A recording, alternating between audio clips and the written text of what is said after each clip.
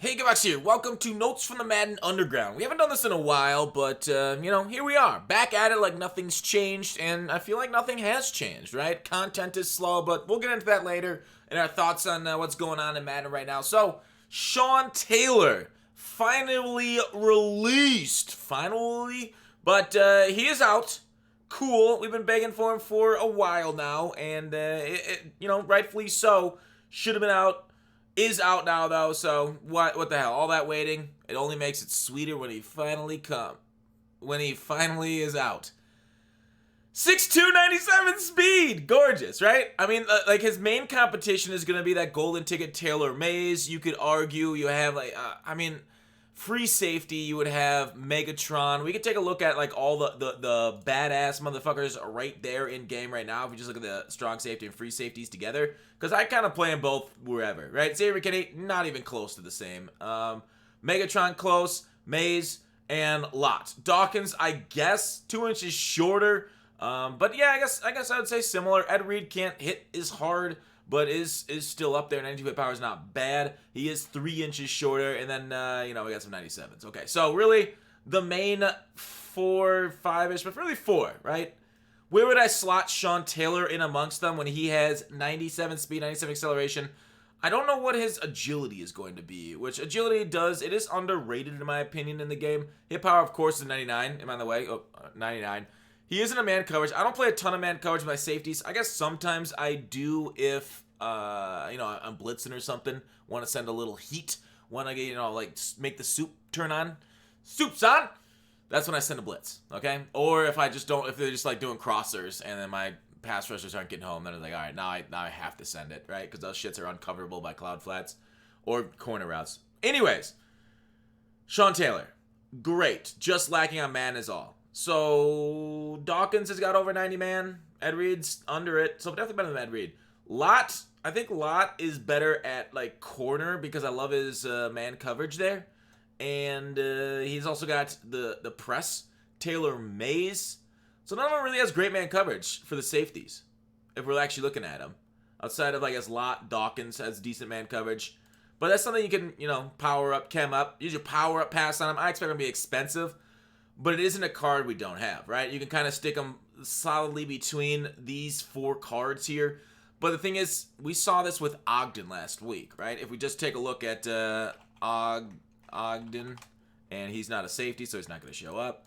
But say Ogden, right? It's been a week. He was like 1.2 million the first day. He's down to 800K, So 800K for the ultimate legend Ogden. Obviously at a rarer position, right tackle's got fewer players up there versus safety. But overall, very cool. Project his price out to be, a million coins right away, unless they actually improve packs. I just don't understand that. We'll get to that later. Why they don't improve packs, it just doesn't make any sense to me.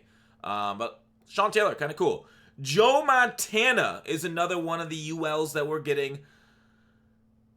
He doesn't have escape artist, right? 93 throw power. End game accuracy, but it's sad. That's the problem with thresholds, is that end game accuracy happens in like December, November. Even at launch, people have over 90 accuracies. So although it's cool to see, not even close to competitive. Just really for fans of the Niners, it is unfortunate they were unable to balance abilities this year properly to make pocket passers relevant.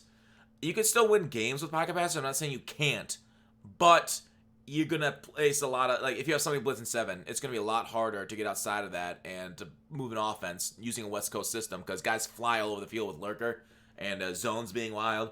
So it's a little harder with a pocket passer than without. But the last one is Franco Harris, 99 speed on the Steelers 50 out of 50 theme team.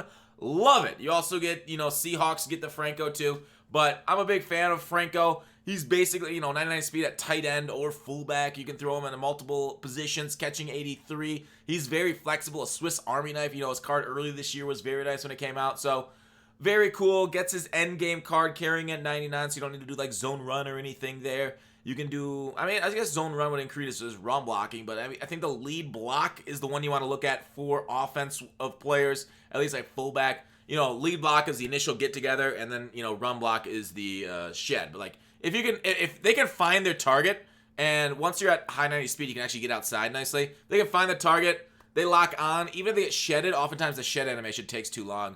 But so I like Franco. I like his ability to kind of get out there. Obviously, we won't be putting too many people on their back unless they're, some sort of, CB maybe. But even then, you don't really see a lot of pancake blocks in this game unless you have nasty streak. So Franco Harris, nasty looking, cool. But yeah, a fast fullback, always nice. It's a rare position. Expect all these cards except for Joe. I guess expect these two cards to maybe go for a bit. I think Sean Taylor will, because he's the big name and big stats at the big name position, I think he'll go for the most. Then we'll see Franco in the middle, and I think Joe Montana will be, 300, 400K, depending on how many people will put packs.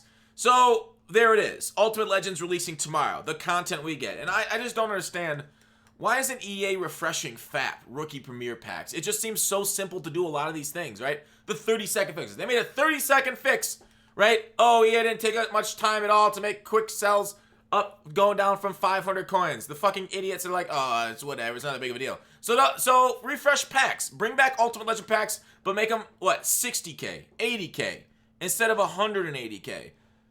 Why are these simple things going unheard? They are clearly done with 20. They don't want to hear shit, right? The minimum effort possible. And it's obvious, right? This is what Mad franchise people feel, right? Franchise next year, it's going to be like the same thing as this past year. MUT players, we're used to constant update because it's, continual content, a live service. The EA buzzword around their offices, it's a live service, but they completely abandoned live service, right? We're basically getting treated like franchise players. Sadly, unlike the beaten down puppies of franchise, we're not really used to it in MUT. So we're lashing out, but I guess franchise players lash out too. So combined effort, EA is lazy as fuck, and it is disturbing, and it's annoying. I switched back to MLB The Show today. They had a shit ton of content. All these other games, Madden Mobile's putting out crazy content. Madden Mobile put out Team of the Decade. Somebody tweeted me, crazy. Why aren't these people working for Madden Ultimate Team on the console? Why can't you employ those people that actually do their jobs? Instead, we got these like jerk offs. Either there is none of them, or they got they're small. They have a small team, like 2 people doing this. One person does all the art, one person does everything else. Either it's like 2 people, or they're just jerk offs. And I'm totally there in the jerk off category. It's feeling a lot like a jerk off session right here. Big old circle jerk is what we're saying. They get in their fucking daily Zoom call, like air jerk themselves off, and then and they're like, oh yeah, that was good. That was a good productive time sink. Good job, EA employees. We're doing a really good job with ourselves. Anyways, looks like it's just ULs and power up expansions. Frustrating, and they don't even care to make the packs proper value. So, is it causing inflation with a lack of content, the lack of stuff, right? This is kind of like when the game dies, people stop pulling packs as much because there's nothing really to pull for. We are still getting content a little bit, and this content's been in the can for 8 months. They could have done this ago.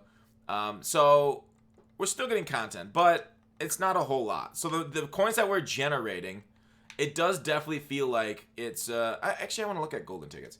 It does actually feel like the prices might be going up because the coins are generating quicker than the cards that we're pulling.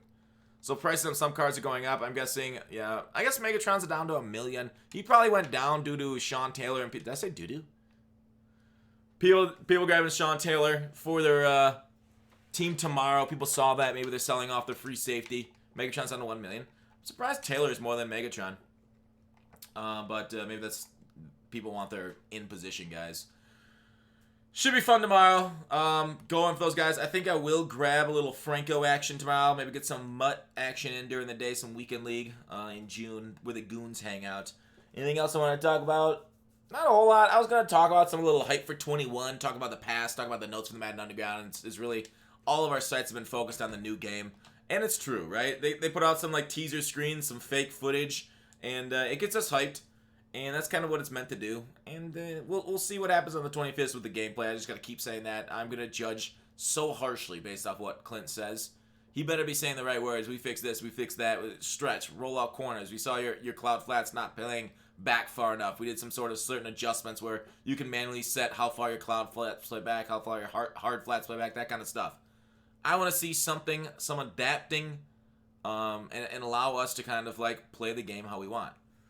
And attack, like we had a big freak out about adaptive coverage, right? A lot of people, I put out a tweet.